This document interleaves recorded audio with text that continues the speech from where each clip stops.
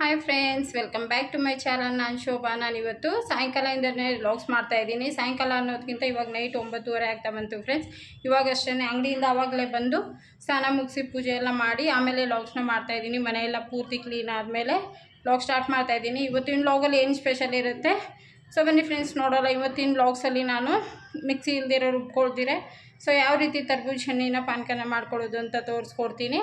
ಮತ್ತು ಒಂದು ಹುರುಳಿಕಾಳು ಮೊಳಕೆ ಕಟ್ಟಿದ ಸಾರನ್ನ ತೋರಿಸ್ಕೊಡ್ತಾ ಇದ್ದೀನಿ. ಸೊ ಸ್ಕಿಪ್ ಮಾಡಲಾರ್ದೆ ಪೂರ್ತಿ ವ್ಲಾಗ್ಸ್ನ ನೋಡಿ. ಇಷ್ಟ ಆಗಿದ್ದಲ್ಲಿ ವಿಡಿಯೋಕ್ಕೆ ಲೈಕನ್ನು ಕೊಡಿ ಫ್ರೆಂಡ್ಸ್. ಹೆಚ್ಚಾಗಿ ಫ್ರೆಂಡ್ಸ್, ಫ್ಯಾಮಿಲಿ ಮೆಂಬರ್ ಎಲ್ಲರಿಗೂ ಶೇರ್ ಮಾಡಿ ನಿಮ್ಮ ಅನಿಸಿಕೆಗಳೆಲ್ಲನೂ ನನಗೆ ಕಮೆಂಟ್ ಮೂಲಕ ತಿಳಿಸಿ ಅಂತ ಹೇಳ್ತಾ ಇವತ್ತಿನ ವ್ಲಾಗ್ನ ಸ್ಟಾರ್ಟ್ ಮಾಡ್ತಾಯಿದ್ದೀನಿ. ಬನ್ನಿ ಫ್ರೆಂಡ್ಸ್ ನೋಡಿ. ಫಸ್ಟ್ ಎಲ್ಲ ಕೆಲಸನ ಮುಗಿಸಿ ಆಮೇಲೆ ನಾನು ಮನೆಗೆ ಪೂಜೆ ಮಾಡಿದ್ದೀನಿ. ಏನು ಕ್ಲೀನಿಂಗ್ ಅಂತೂ ಏನು ಮಾಡಿಲ್ಲ, ಸುಮ್ಮನೆ ಸಿಂಪಲಾಗಿ ಪೂಜೆನ ಮಾಡಿದ್ದೀನಿ. ಸೊ ನಾಳೆ ಪೂರ್ತಿಯಾಗಿ ದೇವ್ರ ಮನೆ ಎಲ್ಲ ಕ್ಲೀನ್ ಮಾಡಿ ಆಮೇಲೆ ಪೂಜೆ ಮಾಡೋಣ ಅಂಥೇಳಿ ಸಿಂಪಲಾಗಿ ಪೂಜೆ ಮಾಡಿದ್ದೀನಿ ಫ್ರೆಂಡ್ಸ್. ಇವತ್ತು ಶನಿವಾರ ನೋಡ್ಬೋದು. ಫುಲ್ಲು ಮನೆ ಕ್ಲೀನಿಂಗ್ ಆಯಿತು. ಇವತ್ತು ಮಿಷಿನ್ಗೆ ಏನು ಬಟ್ಟೆ ಏನು ಹಾಕಿಲ್ಲ. ಓಕೆ, ಫುಲ್ಲು ಮನೆ ಕ್ಲೀನ್ ಆಗಿದೆ ನೋಡಿ. 9:30 ಆಗ್ತಾ ಬಂತು ಟೈಮು.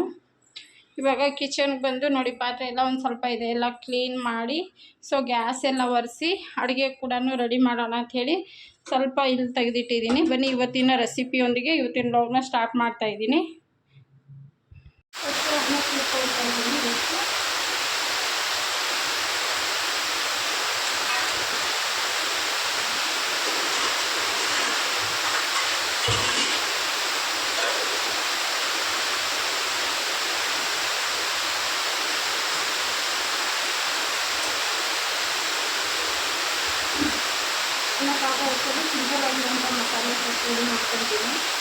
ಸೊ ನೋಡಿ ಫ್ರೆಂಡ್ಸ್, ನಾನು ಹುರುಳಿಕಾಳು ಸಾಂಬಾರಿಗೆ 2 ಈರುಳ್ಳಿ ತೊಗೊಂಡಿದ್ದೀನಿ ರುಬ್ಬೋದಕ್ಕೆ. ಹಸಿದ ಹಾಗೆ ರುಬ್ಕೊತಾ ಇದ್ದೀನಿ ನಾನು. ಆಮೇಲೆ ಮಸಾಲೆಗಳನ್ನ ಎಲ್ಲರೂ ಫ್ರೈ ಮಾಡ್ಕೊತೀನಿ ಎಣ್ಣೆಯಲ್ಲಿ.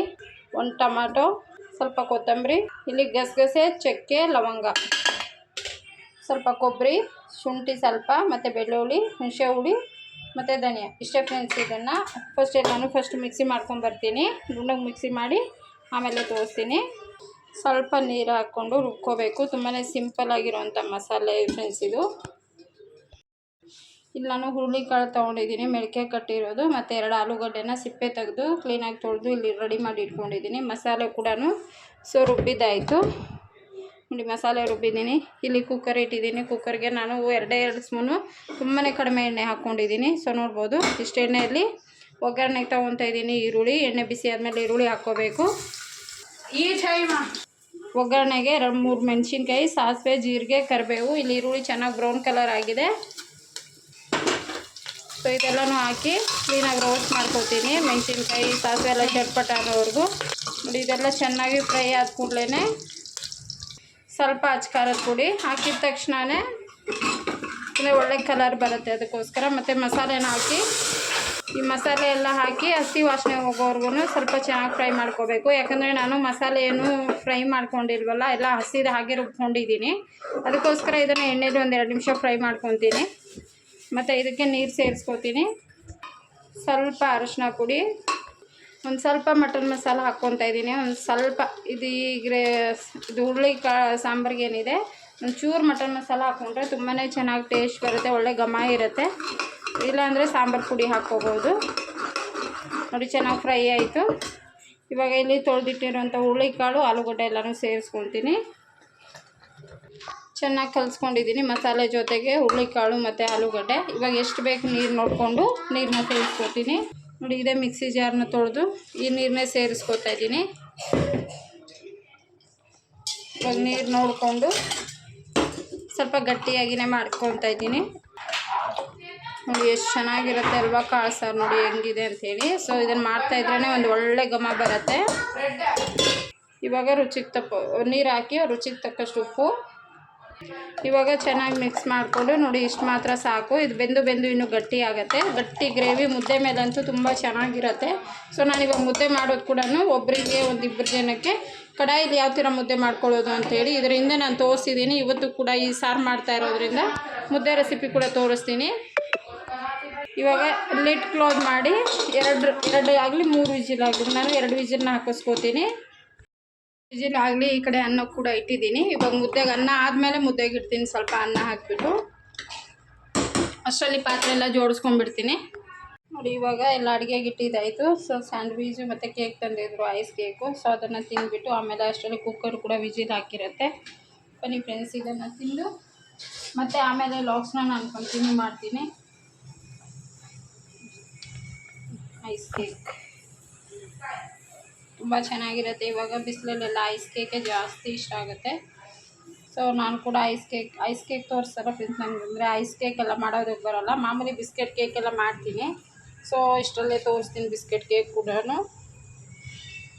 ನೋಡಿ ಮುದ್ದೆ ಮಾಡೋದಕ್ಕೆ ನಾನು ಸ್ವಲ್ಪ ನೋಡಿ ಈ ಕಪ್ ಆಗೋಷ್ಟು ಒಬ್ರಿಗೆ ಆಗೋಷ್ಟು ಮಾತ್ರನೇ ಮುದ್ದೆ ಮಾಡ್ಕೊಳ್ಳೋದನ್ನು ಹೇಳ್ಕೊಡ್ತಾಯಿದ್ದೀನಿ. 1 ಕಪ್ ಇದಕ್ಕೆ ನಾನು 1.5 ಕಪ್ಪಷ್ಟು ನೀರು ಹಾಕಿದ್ದೀನಿ.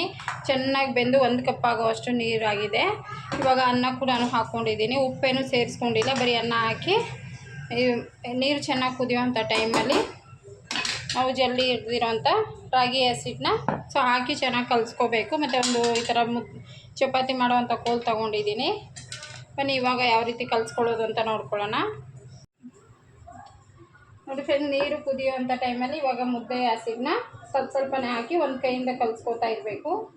ಇಲ್ಲ ಕೆಲವೊಬ್ರು ಹಾಗೆ ಹಾಕಿಬಿಟ್ಟು ಆಮೇಲೆ ಕಲಿಸ್ಕೊತಾರೆ ಹಿಟ್ಟು ಬೇಯೋಕ್ಕಿಟ್ಟು. ನನಗೆ ಆ ಥರ ಬರೋದಿಲ್ಲ. ನಾನು ಈ ಥರ ಮಾಡ್ಕೊತೀನಿ ಮುದ್ದೆ. ತುಂಬ ಸಿಂಪಲ್ ಆಗಿರುತ್ತೆ ಮತ್ತು ಗಂಟುಗಳು ಕೂಡ ಆಗೋಲ್ಲ, ತುಂಬ ಈಸಿಯಾಗಿ ಬರುತ್ತೆ. ನೋಡಿ ಈ ಥರ ಮಾಡಿಕೊಂಡು ಕ್ಲೀನಾಗಿ ಗ್ಯಾಸ್ನ ಕಡಿಮೆ ಮಾಡಿ ಫಸ್ಟು ಚೆನ್ನಾಗಿ ತಿರುಗಿಸ್ಕೊತೀನಿ. ಆವಾಗ ನಮಗೆ ಗಂಟುಗಳು ಆಗೋದಿಲ್ಲ. ತುಂಬ ಚೆನ್ನಾಗಿ ನೋಡಿ 2 ಮುದ್ದೆ ಆಗೋಷ್ಟು ಆಯಿತು.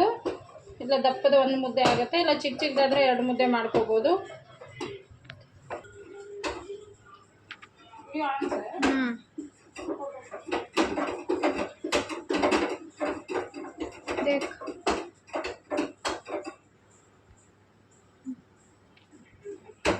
ಚೆನ್ನಾಗಿ ಈ ರೀತಿ ಕಲಿಸ್ಕೋಬೇಕು. ಆವಾಗ ಗಂಟುಗಳು ನೋಡಿ 1 ಗಂಟುಗಳು ಬರಲ್ಲ. ನೀರು ನೋಡಿ ಕರೆಕ್ಟಾಗಿ ಹಾಕ್ತಿದ್ದೀನಿ ನಾನು. ಜಸ್ಟ್ ಒಂದು 2 ಮಿನಿಟ್ಸ್ ಹಿಂಗೆ ತಿರುಗಿಸ್ಕೊಂಡ್ರೆ ಆಯಿತು. ನೋಡಿ 1 ಗಂಟುಗಳು ಇರೋಲ್ಲ, ಮತ್ತು ತಳ ಕೂಡ ಅಂಟೋದಿಲ್ಲ. ಈ ಥರ ಕಡಾಯಲ್ಲಿ ಮಾಡಿಕೊಂಡ್ರೆ ತುಂಬ ಚೆನ್ನಾಗಾಗುತ್ತೆ. ಹಿಂಗೆ ಸ್ವಲ್ಪ ಸೊ ನೋಡಿ ಫ್ರೆಂಡ್ಸ್ ಆಯಿತು. ಚೆನ್ನಾಗಿ ತಿರುಗಿಸಿದ್ದೀನಿ. ಒಂದು 5 ನಿಮಿಷ ಏನಿದೆ ಫುಲ್ ಕಡಿಮೆ ಫ್ಲೇಮ್ ಇಟ್ಕೊಂಡು ಒಂದು ಕ್ಲೀನಾಗಿ ಒಂದು ಪ್ಲೇಟ್ನ ಮುಚ್ಚಿ 1-2-3 ನಿಮಿಷ ಹಾಗೆ ಬಿಡಬೇಕು. ಆವಾಗ ಚೆನ್ನಾಗಿ ಮುದ್ದೆ ಬೆಂದಿರುತ್ತೆ. ಕೇವಲ 2-3 ನಿಮಿಷ ಅಷ್ಟೇ. ಸೊ ತಳ ಏನು ಅಂಟಲ್ಲ, ತುಂಬ ಪರ್ಫೆಕ್ಟಾಗಿ ಬರುವಂಥ ಮುದ್ದೆ.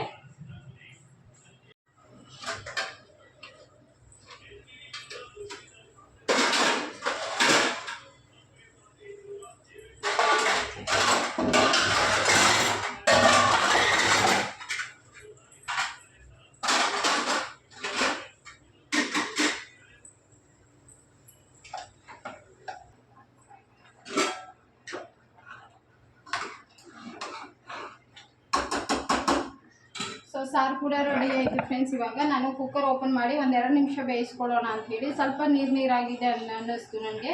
ಸೊ ಈ ಥರ ಮುಚ್ಚಳನ್ನು ತೆಗೆದು 1-2 ನಿಮಿಷ ಬೇಯಿಸ್ಕೊಳ್ಳೋದ್ರಿಂದ ತಿಕ್ಕಾಗಿ ತುಂಬ ಚೆನ್ನಾಗಿ ಬರುತ್ತೆ. ಸೊ ನೋಡ್ಬೋದು ಫ್ರೆಂಡ್ಸ್, ಇಲ್ಲಿ ಮುದ್ದೆ ಕೂಡ ರೆಡಿ ಆಯಿತು. ಇನ್ನೊಂದು ಮುದ್ದೆ ಕೂಡ ಕಟ್ಕೊಳ್ತಾ ಇದ್ದೀನಿ. ಸ್ವಲ್ಪ ಕೈಗೆ ತಣ್ಣೀರು ತಗೋಬೇಕಾಗುತ್ತೆ ಒಂದು ಬಾಕ್ಸಲ್ಲಿ.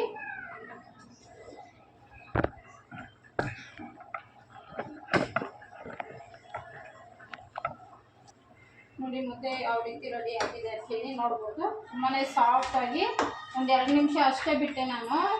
ಮತ್ತು ಬಿಸಿ ಬಿಸಿಯಾಗಿರುವಂಥ ಮುದ್ದೆ ರೆಡಿ ಆಗುತ್ತೆ. ನಿಧಾನಕ್ಕೆ ಕೈಗೆ ತಣ್ಣೀರು ತಗೋಬೇಕಾಗತ್ತೆ. ತುಂಬಾ ಬಿಸಿ ಇರುತ್ತೆ, ಹುಷಾರಾಗಿ ಮುದ್ದೆನ ಕಟ್ಕೋಬೇಕು. ನೋಡಿ ಚಿಕ್ಕದಾಗಿರುವಂಥ 2 ಮುದ್ದೆ ರೆಡಿ ಆಯಿತು. ನೋಡಿ ತಳ ಅನ್ನೋದು ನಿಜವಾಗ್ಲೂ ತಳನೇ ಅಂತಲ್ಲ, ಈ ಥರ ಕಡಾಯಲ್ಲಿ ಮಾಡ್ಕೊಂಡು ನೋಡಿ ತುಂಬ ಚೆನ್ನಾಗಾಗುತ್ತೆ. ಸೊ ಪಾತ್ರೆ ನೀಡೋದ್ರಿಂದ ಏನಾಗುತ್ತೆ ಅಂದರೆ ಕೆಳಗಡೆ ತುಂಬಾ ಸುಟ್ಟು ಹೋಗುತ್ತೆ. ಅದನ್ನು ವಾಶ್ ಮಾಡ್ಕೊಳ್ಳೋದು ತುಂಬಾ ಕಷ್ಟಪಡಬೇಕಾಗತ್ತೆ ಪಾತ್ರೆನ. ಅದಕ್ಕೋಸ್ಕರ ಈ ಥರನೂ ಮಾಡ್ಕೊಳ್ಳಿ. ಕೈನ ಒದ್ದೆ ಮಾಡಿಕೊಂಡು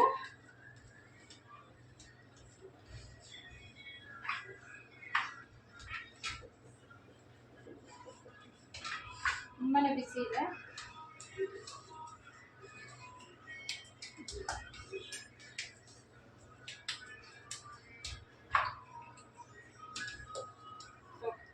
ಸೊ ನೋಡಿ ಫ್ರೆಂಡ್ಸ್, ರಾಗಿ ಮುದ್ದೆ ಟೇಸ್ಟಿಯಾಗಿರೋಂಥ ರಾಗಿ ಮುದ್ದೆ ರೆಡಿ.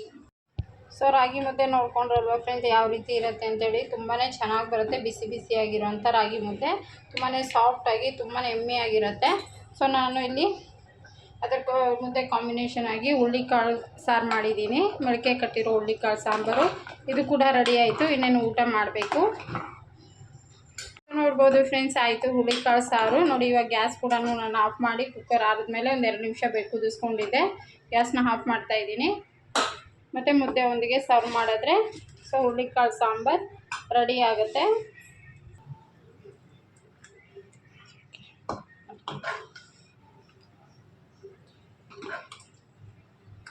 ಗಟ್ಟಿಯಾಗಿರೋಂಥ ಸಾಂಬಾರು ರೆಸಿಪಿ ರೆಡಿ ಆಯ್ತು. ಮುದ್ದೆ ಅನ್ನಕ್ಕೆ, ಬಿಸಿ ಬಿಸಿ ಅನ್ನಕ್ಕೆ ತುಂಬಾ ಚೆನ್ನಾಗಿರುತ್ತೆ. ಚಪಾತಿ ಮತ್ತು ಮೊಸರು ಜೊತೆ ತಿಂದ್ರಂತೂ ತುಂಬಾ ಒಳ್ಳೆ ಕಾಂಬಿನೇಷನ್ ಫ್ರೆಂಡ್ಸ್ ಈ ಥರ ಸಾಂಬಾರೆಲ್ಲ. ನೋಡಿ ಆಯಿತು ಫ್ರೆಂಡ್ಸ್, ಮುದ್ದೆ ಜೊತೆಗೆ ಕಾಳು ಸಾರು ಸಾಂಬಾರು. ಇನ್ನೇನು ಊಟ ಮಾಡಬೇಕು. ನೋಡಿ ಎಷ್ಟು ಚೆನ್ನಾಗಿದೆ ಅಂಥೇಳಿ, ತುಂಬಾ ಚೆನ್ನಾಗಿರುತ್ತೆ. ಮುದ್ದೆ ಅಂತೂ ನನಗೆ ತುಂಬ ಇಷ್ಟ. ನಾನು ಒಬ್ಳಿಗೆ ಮಾಡ್ಕೋಬೇಕಲ್ಲ ಅಂಥೇಳಿ ಸೊ ಮಾಡ್ಕೊಳ್ಳೋದೇ ಇಲ್ಲ. ಈ ಥರ ಗ್ರೇವಿ ಸಾಂಬಾರುಗಳಿದ್ದಾಗ ಮಾತ್ರ ಮಾಡ್ಕೊಳ್ತೀನಿ. ನೋಡಿ ಎಮ್ಮೆಯಾಗಿರುತ್ತೆ.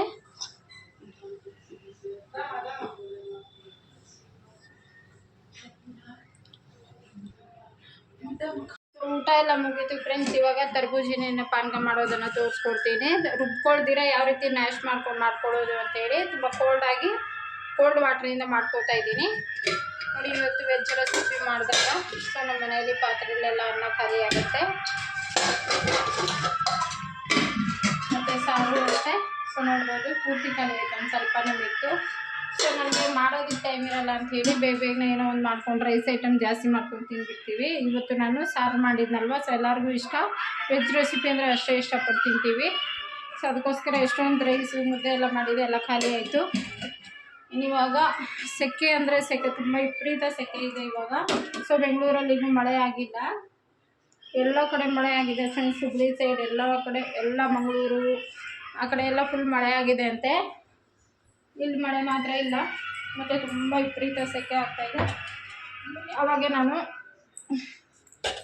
ಚೆನ್ನಾಗಿ ಬೆಲ್ಲ ನೆನೆಯಲಿ ಅಂತೇಳಿ ನೋಡಿ ಚೆನ್ನಾಗಿ ನೆಂದಿದೆ. ಬೆಲ್ಲದ ನೀರು ರೆಡಿಯಾಗಿದೆ. ಇದ್ರಲ್ಲಿ ಕಷಾಯನ ಇರುತ್ತಲ್ವ, ಅದಕ್ಕೋಸ್ಕರ ಸ್ವಲ್ಪ ಸೋಸ್ಕೊಂಡು ಮಾಡ್ಕೋತೀನಿ. ಅದಕ್ಕೆ ಮುಂಚೆ ನಾವು ತರಬೂಜ ಹಣ್ಣಿಗೆ ಕಟ್ ಮಾಡಿ ನ್ಯಾಶ್ ಮಾಡ್ಕೊಳ್ಳೋದನ್ನು ತೋರಿಸ್ಕೊಡ್ತೀನಿ ಬನ್ನಿ. ನೋಡಿ ಬೆಲ್ಲ ನೆನೆಸ್ಕೊಂಡಿದ್ದೀನಿ, ಕರಗಬೇಕು ಬೆಲ್ಲ ಅಂಥೇಳಿ. ತರಬೂಜ ಹಣ್ಣು ಜ್ಯೂಸ್ ಮಾಡ್ಕೊಳ್ಳೋದಕ್ಕೆ ಬೆಲ್ಲ ಕರಗಬೇಕು ಅಂಥೇಳಿ ಒಂದು ಅರ್ಧ ಗಂಟೆ ಮುಂಚೆನೇ ನೆನೆಸಿ, ಅಂದರೆ ಕರಗಿಯೋದಕ್ಕೋಸ್ಕರ ಎಲ್ಲಿ ಮುಚ್ಚಿಕ್ತಾ ಇದ್ದೀನಿ. ಸೊ ನೋಡ್ಬೋದು ಫ್ರೆಂಡ್ಸ್, ತರಬೂಜ ಹಣ್ಣು ಫುಲ್ ಹಣ್ಣಾಗಿದೆ, ನಿನ್ನೆ ತಂದಿರೋದು. ಇವಾಗ ಕಟ್ ಮಾಡಿ ಅದನ್ನು ನೋಡಿ ಇದರಲ್ಲಿ ನ್ಯಾಶ್ ಮಾಡಿ ಮಾಡ್ಕೊತೀನಿ. ಮಿಕ್ಸಿ ಅವಶ್ಯಕತೆ ಇಲ್ಲ. ಸೊ ಇದರಲ್ಲಿ ನ್ಯಾಶ್ ಮಾಡಿಕೊಂಡು ಮತ್ತು ಇಲ್ಲಿ ಕೋಲ್ಡ್ ನೀರು ತೊಗೊಂಡಿದ್ದೀನಿ, ಫ್ರಿಜ್ಜಲ್ಲಿರೋದು. ನಿಮ್ಮ ಕೋಲ್ಡ್ ಬೇಡ ಅಂದರೆ ಅದೇ ಮಾಮೂಲಿ ನೀರು ಹಾಕ್ಕೋಬೋದು. ಚೆನ್ನಾಗಿದೆಯಾ ಇದು ಗೊತ್ತಿಲ್ಲ. ಚೆನ್ನಾಗಿದೆ, ಸೂಪರಾಗಿದೆ.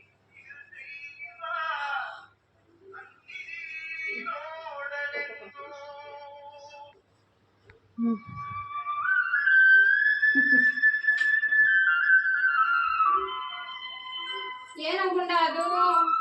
ಮೊಬೈಲು. ಛೋಟಾ ಮೊಬೈಲಾ? ಯಾರ್ಗದು? ನಿಮ್ದಾ?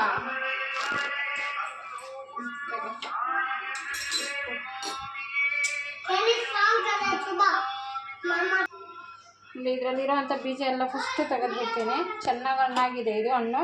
ಮತ್ತು ಇಲ್ಲಿ ನ್ಯಾಶರ್ ತೊಗೊಂಡಿದ್ದೀನಲ್ವ, ಎಲ್ಲ ಪಲ್ಪ್ನು ಈ ಥರ ಹಾಕ್ಕೋಬೇಕು. ಪಲ್ಪ್ ಎಲ್ಲನೂ ತೆಗೆದು ಎರಡು ಕಾಯಿ ಹಣ್ಣನ್ನು ಪೂರ್ತಿಯಾಗಿ ಹಣ್ಣಾಗಿದೆ, ತುಂಬ ಟೇಸ್ಟಿ ಇರುತ್ತೆ. ಸೊ ಇದರಲ್ಲಿ ಇನ್ನೊಂದು ಥರ ಬರುತ್ತೆ ವೈಟಿದು, ಅದು ಕೂಡ ನೋಡಬೇಕು. ನನಗೆ ಅದು ಇಷ್ಟ ಆಗೋಲ್ಲ. ಈ ತರಬೂಜ ಹಣ್ಣು ತುಂಬ ಇಷ್ಟ ಆಗುತ್ತೆ. ನೋಡಿ ಎರಡು ಹಣ್ಣನ್ನು ಈ ಥರ ಎಲ್ಲ ಹಣ್ಣೆಲ್ಲ ಪೂರ್ತಿಯಾಗಿ ತೆಗೆದಿಟ್ಟಿದ್ದಾಯಿತು. ಇವಾಗ ಈ ಥರ ಹಾಕ್ಕೊಂಡಾದ್ಮೇಲೆ ಇದನ್ನು ಕ್ಲೀನಾಗಿ ನ್ಯಾಶ್ ಮಾಡ್ಕೋತೀನಿ. ನೋಡಿ ಈ ಥರ ಎರಡು ಕೈಲಿ ಈ ಥರ ಗಟ್ಟಿ ಇಟ್ಕೊಂಡು ಈ ಥರ ನ್ಯಾಶ್ ಮಾಡಬೇಕು, ತುಂಬ ಚೆನ್ನಾಗಿರುತ್ತೆ.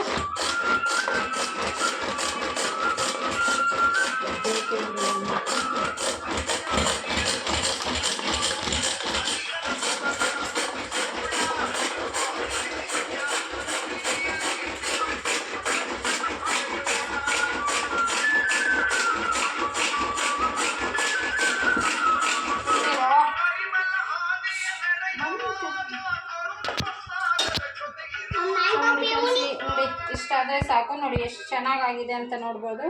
ಸೊ ನೀವು ಮಿಕ್ಸಿಯಲ್ಲಿ ಹಾಕ್ಕೊಂಡ್ರು ಕೂಡ ಈ ಥರ ಬರೋದಿಲ್ಲ. ಸೊ ನಾವು ಕರೆಂಟ್ ಇಲ್ಲ ಆ ಥರ ಜ್ಯೂಸ್ ಮಾಡ್ಕೊಳಕ್ಕಾಗೊಳ್ಳೋ ಥರ ಇಲ್ಲ. ಸೊ ಈ ಥರ ನ್ಯಾಚುರಲ್ ಒಂದು ತೊಗೊಂಡ್ಬಿಡಿ, ತುಂಬ ಚೆನ್ನಾಗಿರುತ್ತೆ. ಸೊ ತರಕಾರಿ ಕೂಡ ಕಟ್ ಮಾಡ್ಕೋಬೋದು, ಈ ಥರ ಹಣ್ಣು ಜ್ಯೂಸ್ ಕೂಡ ಮಾಡ್ಕೋಬೋದು. ನೋಡಿ ಎಷ್ಟು ಚೆನ್ನಾಗಿ ರೆಡಿ ಆಯ್ತಲ್ವಾ. ಇವಾಗ ನೆಕ್ಸ್ಟು ಬೆಲ್ಲ ಚೆನ್ನಾಗಿ ಕರಗಿದೆ. ಇವಾಗ ಇದನ್ನು ಕಸ ಏನಾನ ಇರುತ್ತೆ ಅಂಥೇಳಿ ಕ್ಲೀನಾಗಿ ಸೋಸ್ಕೊತೀನಿ. ನೋಡಿ ಕಸ ಎಷ್ಟಿರುತ್ತೆ ನೋಡಿ, ಕಪ್ಪೇನಿದೆ. ಸೊ ಇದೆ ಕಸ.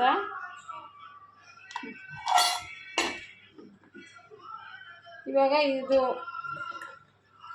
ಕರ್ಬೂಜ ಹಣ್ಣು ಏನಿದೆ, ಸೊ ಇದನ್ನು ಮಿಕ್ಸ್ ಮಾಡ್ಕೋತೀನಿ. ನೀವು ಇಷ್ಟೇ ಬೇಕಂದರೆ ವಾಟ್ರ್ ಬೇಡ ಅಂದರೆ ಹೀಗೆ ಕುಡಿಬೋದು.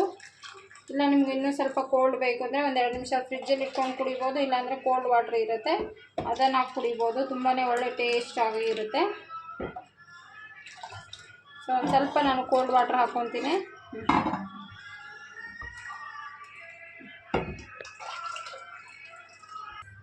ಸೊ ನೋಡಿ ಫ್ರೆಂಡ್ಸ್, ಆಯಿತು. ನಿಮಗೆ ಲಾಸ್ಟಲ್ಲಿ ಹಾಕ್ಬಿಡಿದ್ರೆ ಕರ್ಬೂಜ ಹಣ್ಣಿನ ಪಾನಕ ಆದರೂ ಅನ್ಬೋದು, ಜ್ಯೂಸ್ ಆದರೂ ಅನ್ಬೋದು, ಬೆಲ್ಲದ ಪಾನಕ ರೆಡಿ ಆಯಿತು.